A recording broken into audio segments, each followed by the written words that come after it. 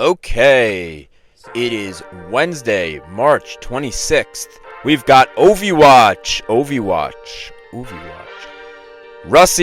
Russell Wilson has his new team. Stephon Diggs has a new team for himself. We have the NL West preview. This is the early game podcast. Listen to the show in the mornings on your commute, whenever and wherever, so you can be a part of today's sports conversation.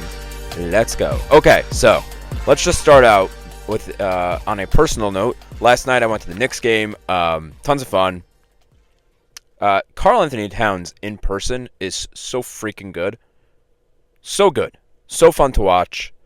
I was upset that I could not see Jalen Brunson live, but fun team. And I genuinely say that. I genuinely mean this when I say it.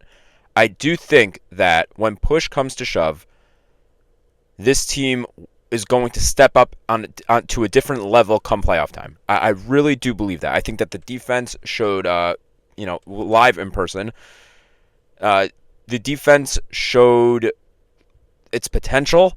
I think that the offense is going to be potent once Brunson comes back and they have him and Cat and Mitch and everybody healthy. So again, I think that this team is that people should not sleep on this team when it's come playoff time. Okay. Let's start off with yesterday's slate. And I mentioned it before, but we have Ovi-Watch today. So Ovi, he scored last night. He is now 6 goals away. That was goal 288. And there's 11 games to do it. So it's just really a matter of, is he going to be able to get on he's on a different level right now, but is he going to be able to surpass that level he's on now to absurd level to score 6 in the next 11. 6 and 11 is difficult for anybody who is not super into hockey. 6 goals in 11 games is a tough feat. And so if there's one guy who could do it, it would be Ovi.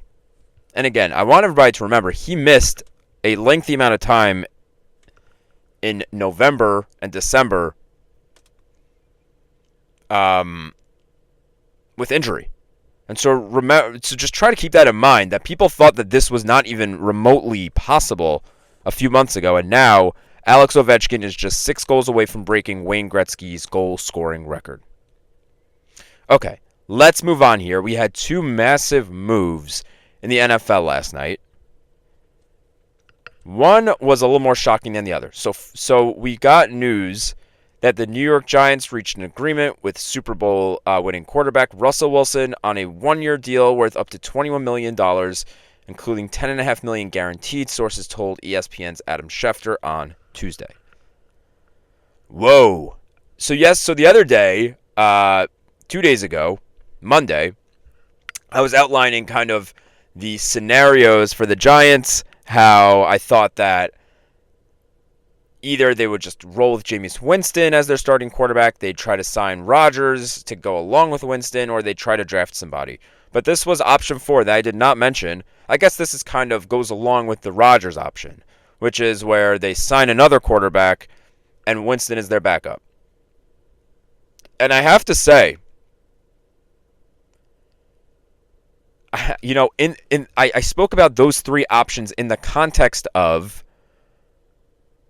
Brian Daboll and Joe Schoen keeping their jobs. I just didn't see a way that there could be success besides for the Rodgers scenario. I didn't think that there'd be a way that if Jameis Winston was their primary starting quarterback coming into the year, or if Shedeur Sanders or Cam Ward was their primary starting quarterback, they would have enough success where Schoen and Daboll could keep their jobs. I think that this scenario is one where there is a higher likelihood that there could be success. I don't hate this Russell Wilson move. I would have preferred Rodgers for them. I think they would have had more success with Rodgers. I think that's pretty obvious. But clearly here now, Aaron Rodgers has decided that he is either going to be playing for the Steelers or retiring. There must have been some sort of mutual understanding that Rodgers was not going to be staying in New Jersey and playing for the Giants. Simple as that. And so Russell Wilson, plain and simply gives the Giants an opportunity to compete. It could not be more cut and dry than that. Has he been great recently? Not at all. But relatively speaking to the other options, he gives them the biggest opportunity to compete, more than Jameis Winston, more than Shedeur Sanders, more than Cam Ward.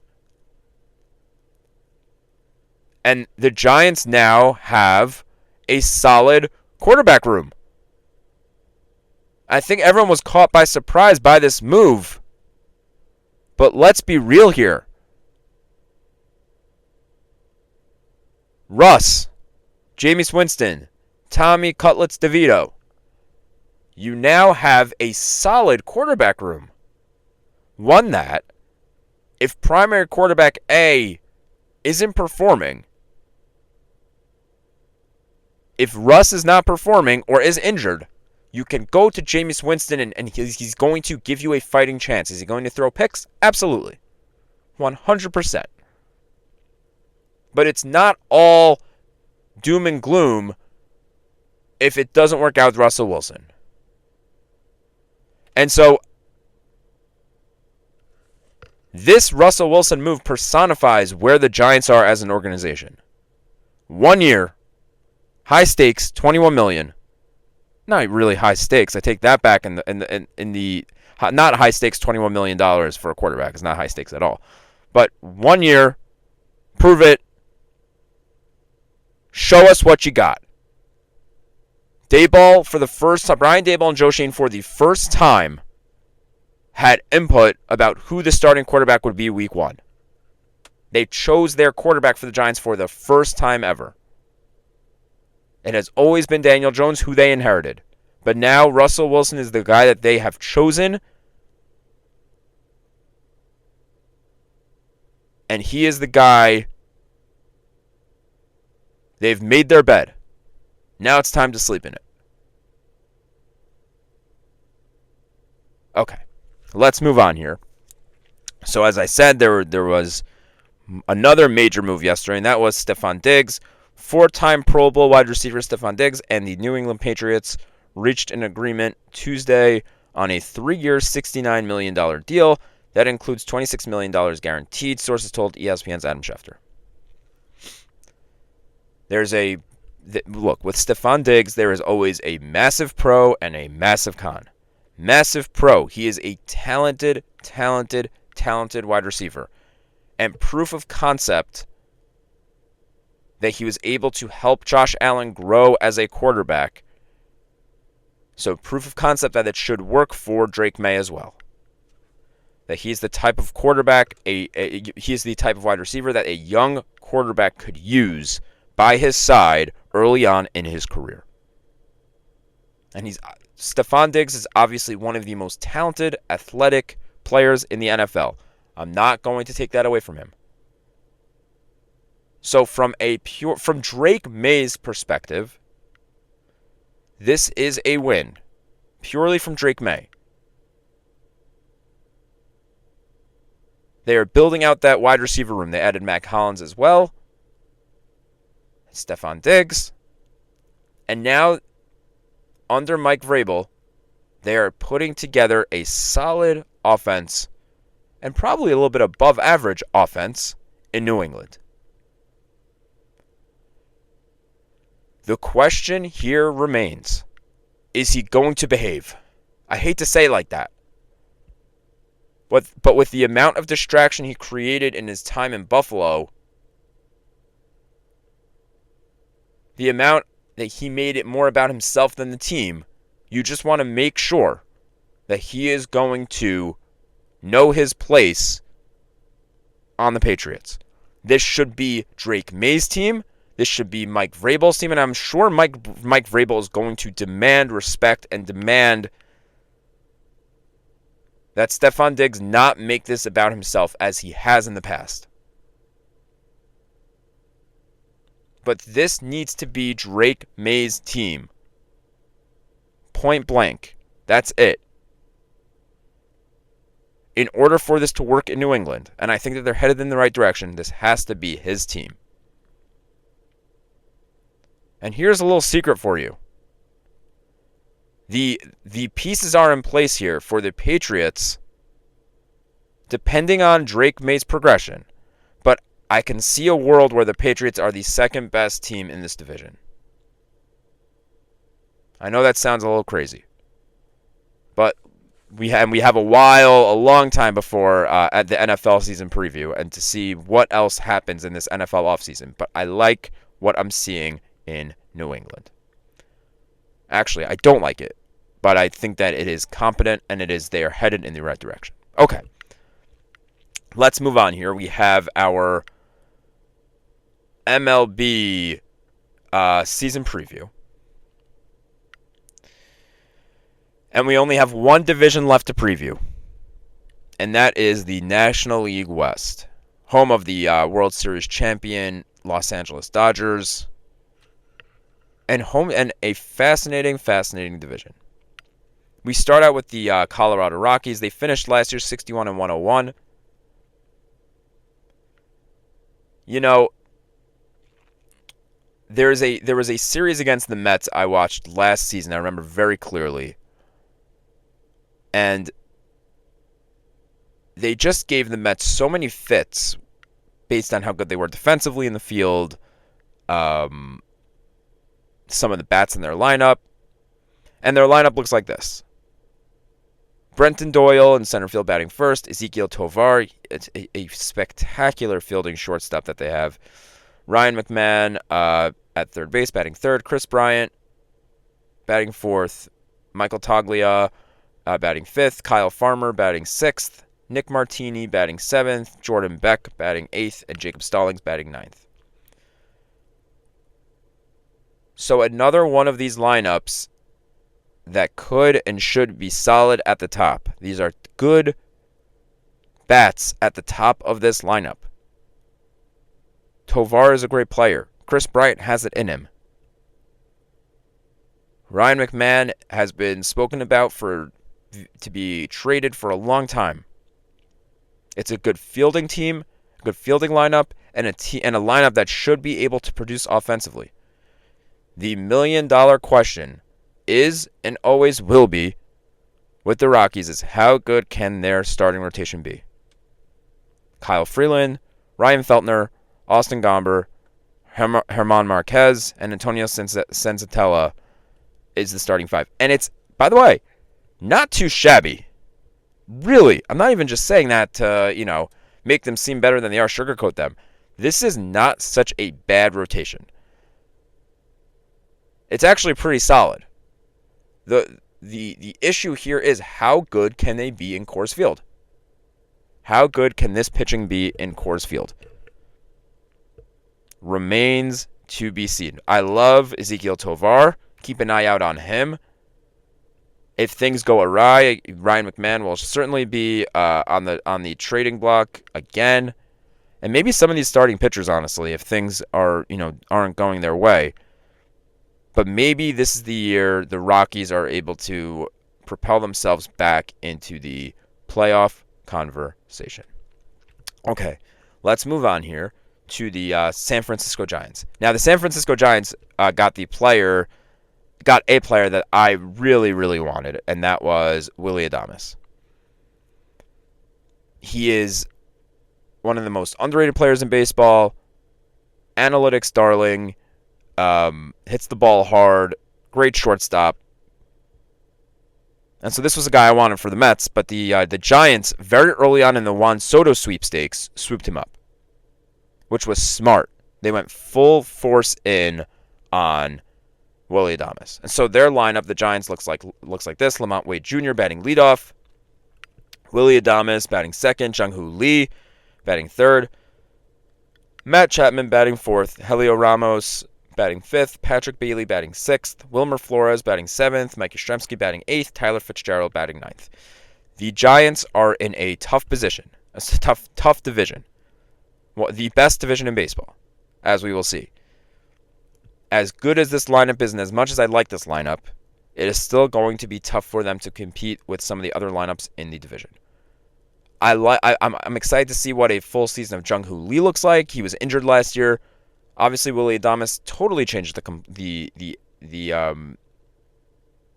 outlook of this lineup. Matt Chapman was great for them last year. So, again, another lineup where there are some solid weapons that I'm very excited to see. Some very solid weapons. Moving on to the rotation, Logan Webb, then their big addition this past offseason, Justin Verlander, Robbie Ray, Jordan Hicks, Kyle Harrison, and that's the 5. And again, Justin Verlander was the big add here. And he slots right in as their number 2. So how good could a 42-year-old Justin Verlander be at this point in his career? How many innings can he give them, and how good can he be? And a lot of it also will depend on how good can Robbie Ray be, kind of to bounce back from last year, and Jordan Hicks, same thing. It is going to be tough for the Giants to compete for the NL West. It's going to be just as tough for them to be competing for a wild card spot. There are so many solid teams in the mix right now for those wild card spots and for the division, as we will see. We move on to the Diamondbacks. They missed the playoffs last year. They went 89-73. Tough break for them to win 89 games and miss the playoffs. Remember, there was that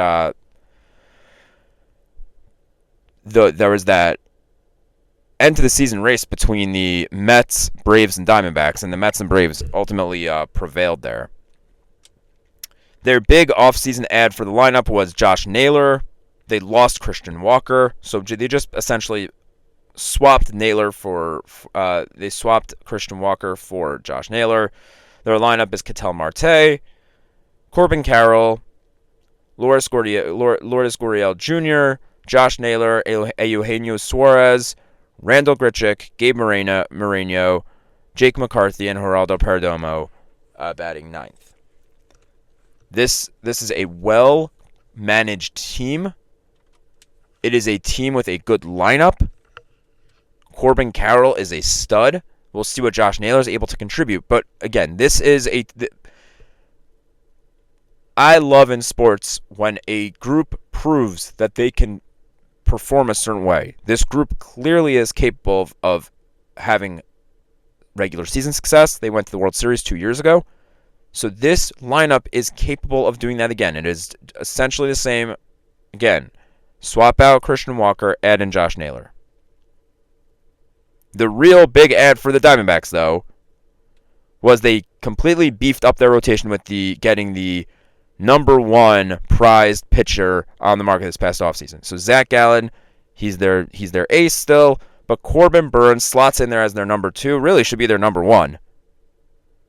Merrill Kelly, their 3, Eduardo Rodriguez, their 4, and Brandon Pfaadt, their 5. And this is one of the best, underratedly, one of the best rotations in baseball. They replaced Jordan Montgomery, who was a bust last season, with Corbin Burns. And by the way, it was announced yesterday that Jordan Montgomery is going to need Tommy John surgery, so he's out for the whole year. But as long as this rotation stays healthy, we are talking about one of the best rotations in baseball and just a nice-looking team. I'm not exactly sure what the odds are here, but if you want to maybe make a little bit of a frisky bet to bet against the Dodgers to win the NL West, this might be the team to ride. Again, if you want to get a little frisky, the Dodgers are going to be as we will get to, the Dodgers are a clear favorite to win the division, but if you want something with a little bit of value, not sure what the odds are, but Diamondbacks to win the division might be a nice little bet to place there. At least maybe they make some noise at some point and you have a nice cash out option. Okay. Let's move on here to the San Diego Padres, and this was a fascinating team this offseason. So they were dealing with a possible sale of the team, or not even just possible sale. I take that back. I think it was more so about a fight about who controls the team. There's the family, the Seidler family, who owns the team, had an internal fight about who's going to manage the team, the operation of the team. And so they were not spending money this past offseason. And if anything, the big conversation was that they were going to actually trade away assets rather than add. And so this lineup here does not feature pretty much any significant additions. It's Luis Arraez batting first, Fernando Tatis Jr. batting second, Jackson Merrill batting third, Manny Machado batting fourth, Xander Bogaerts batting fifth, Jake Cronenworth batting sixth, Yuli Gurriel batting seventh, Brandon Lockridge batting eighth, and Elias Diaz batting ninth. Again, nothing crazy here. Nothing insane. Just about the same lineup they ran last year. And let's not too shabby. Year 1 through 6. Right? Jake Cronenworth is fantastic, and he's your 6. So nothing too bad here from that perspective. If Yuli Gurriel can be good again, that's also would also be a big add. But that's what we're doing here with the Padres. They are running it back the same way they did last year. Again, and another situation of a well-run team. They won 93 games last year. Talk about proof. And frankly, they had the Dodgers where they wanted them in the NLDS. They just couldn't pull it off. The lineup: Michael King, Dylan Cease, Nick Pivetta, Kyle Hart, and Randy Vasquez. So if there was one big add for them, it was Nick Pivetta. And for a rotation that we thought was going to trade away one, if not both, of their top dogs, here they are with both of those guys, Michael King and Dylan Cease, and have added Nick Pivetta. So again, this is another team in a tough division that has what it takes to make a run. A great rotation for now, if they don't trade Michael King or Dylan Cease, and a great lineup. There's only one issue for this group, and that is they're in the same division as the Los Angeles Dodgers, the World Series winners. And not only the World Series winners, but a team that got better than any runner-up champion I've ever seen in sports in my time following sports. I have never seen a championship-winning team coming into the offseason and doing this much to improve their team come next year.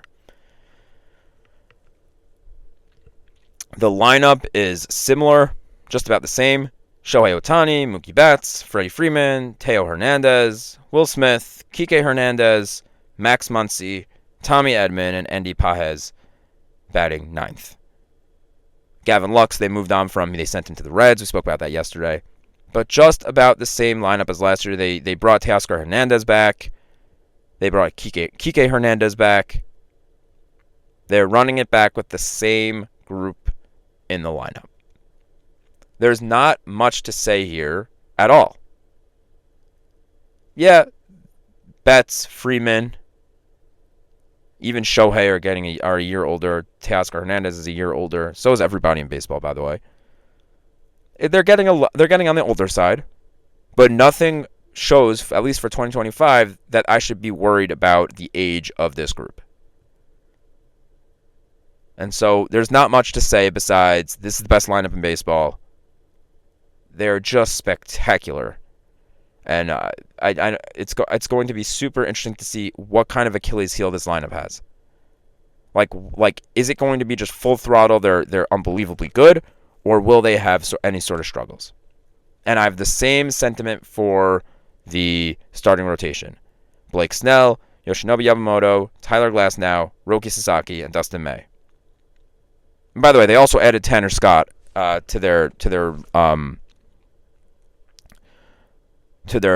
bullpen on top of bringing back Blake Trinan. I mean, it is just crazy how good this team is. And their big adds were Snell and Roki Sasaki. And this was just the craziest thing to me that they were able to add those two guys to the group that they have. And that's not even considering Shohei Ohtani, who hopes to at some point join the rotation sometime this season. So once Ohtani is added to that rotation, I mean, it is just insanity how good this rotation is. It's insanity how good this lineup is. It's insanity how good this team is. Point blank, simple as this. The Dodgers will win the NL West. The Dodgers will win the National League pennant. And the Dodgers will win the World Series. That's it.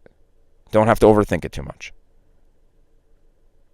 I think that the Padres and the Diamondbacks are going to make nice runs. They will make it difficult for other teams in the National League. But ultimately, if we're not going to kid ourselves and not try to overthink it, the Dodgers are winning the National League and the Dodgers are winning the World Series. Okay, that's a show. Make sure you like, comment, subscribe on YouTube, follow on X, follow on Spotify. This is the Early Game Podcast. Have a wonderful day.